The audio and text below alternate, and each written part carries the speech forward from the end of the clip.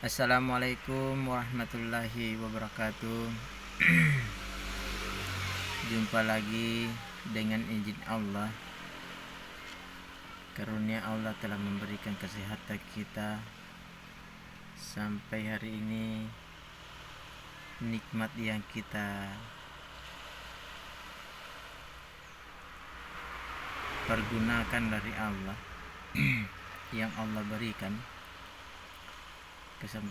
Maka kesempatan ini saya akan menjelaskan tata cara kedua mengatasi istri yang rewel atau nusus.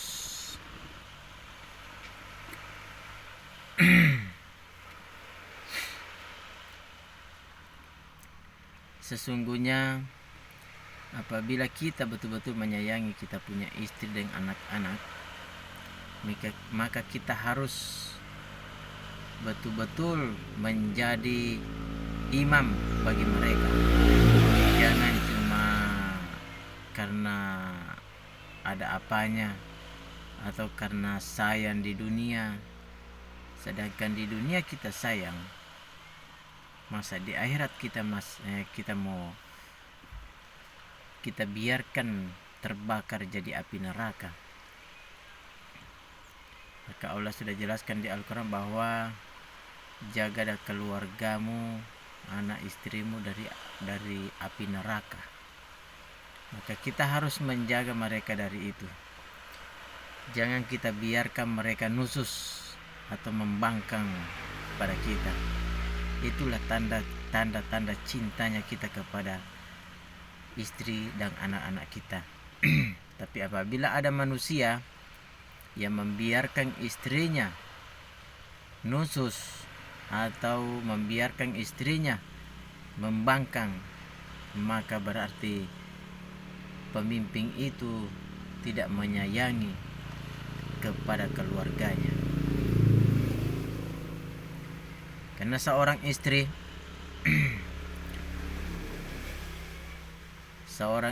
dosa istri ditanggung oleh suami. Dosa suami tidak ditanggung oleh istri. Maka justru itu kita harus kuat, kita harus memperjuangkan, kita harus memberikan dia pemahaman yang baik. Tidak akan berfungsi bagi hukuman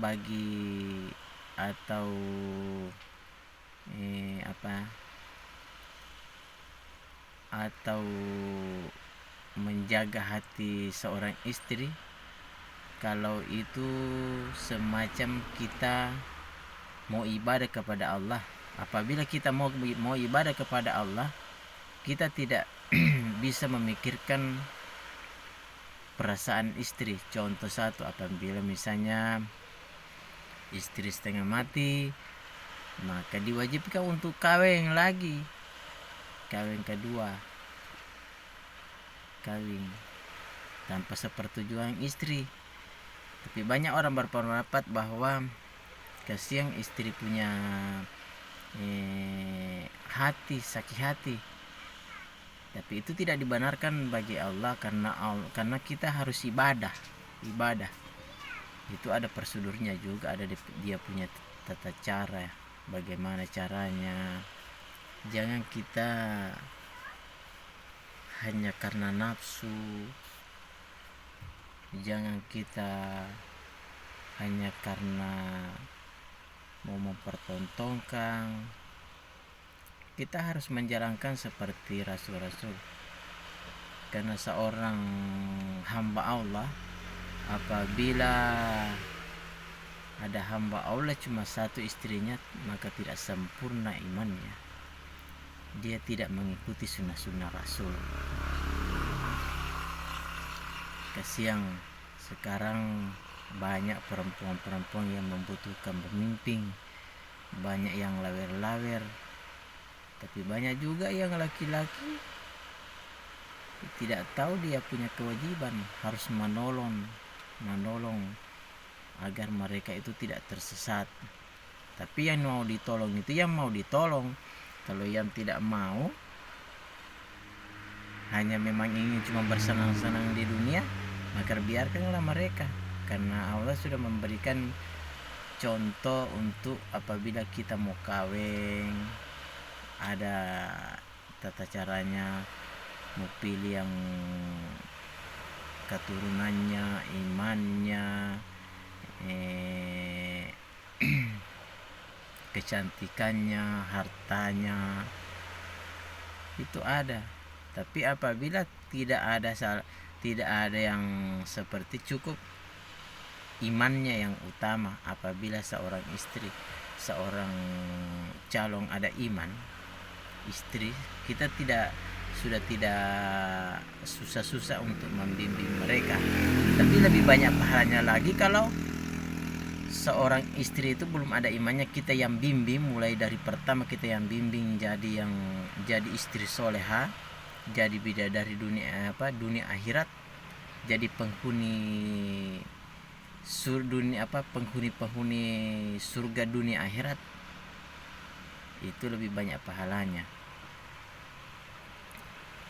Karena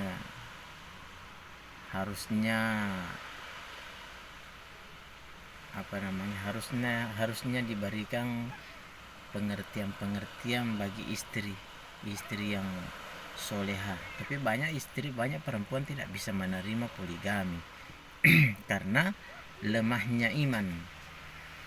Banyak mengatakan masih banyak yang bisa masih banyak yang bisa ditempuh untuk menuju surganya Allah. Iya, masih banyak memang, tapi apakah kita mampu? Itu utamanya, itu apa kita mampu? Banyak orang hanya di mulut saja bisa mengatakan seperti itu, tapi perbuatannya tidak mampu. Contoh satu itu, ini di dunia ini tidak ada seseorang itu suka masuk neraka. Semua mau surga, tapi apa mampu? Yang mampu itu yang utama. Jangan kita hanya mengatakan kita tidak mau masuk neraka, tapi tidak melaksanakan perintah Allah, tidak sholat, kelaweran, nusus kepada suami, merampas hak-hak suami. Jadi suami juga harus tahu juga suami. Ini bagi orang yang beriman ya. Karena bagi orang tidak beriman tidak akan pernah menerima namanya poligami. Cuma orang-orang yang beriman yang bisa menerima namanya poligami. Karena itu sudah ditentukan di Al-Quran. Di Al-Quran itu nanti terakhir baru 1. Pertama 2, 3, 4. Kalau tidak mampu, baru itu Allah jelaskan situ. Kalau tidak mampu, cukuplah 1. Kalau tidak mampu, cukup 1. Tapi bagi orang yang mampu, harus dia diwajibkan. Bagi orang yang mampu, utamanya itu mampu nafkah lahir. Utama itu nafkah lahir bagi orang beriman ini. Nafkah lahir. Kedua, batin. Kalau sudah mampu itu dia harus wajib. Tapi jangan cuma mau kawin baru tidak mau keturunan, harus memperbanyak keturunan. Itu juga melanggar Al-Quran kalau hanya mau kawin tapi tidak memperbanyak keturunan. Itu salah satunya harus kita pahami. Kawin itu harus perbanyak. Jangan pakai karena salah satunya KB ini juga, salah satunya dia bisa jadi haram bagi orang yang tidak ada unsur mau pakai KB. Jadi jangan pakai KB. Kasih biar banyak anak. Kan mampu banyak anak. Jadi bagi yang ada mau tanya-tanya, komen di bawah ini. Insya Allah saya bisa menjelaskan yang belum ada pemahaman. Kita saling untuk mempelajari Al-Quran yang sesungguhnya. Jangan cuma kita itu hanya dusu-dusu dunia. Boleh mau dusu dunia, bagi laki-laki itu harus dusu dunia untuk kebutuhan akhirat. Tapi dusul akhirat, dunia akan ikut. nanti jumpa lagi. Insya Allah umur yang panjang, rezeki Allah berikan, kita akan ketemu lagi. Bagi saudara-saudaraku, Assalamualaikum warahmatullahi wabarakatuh.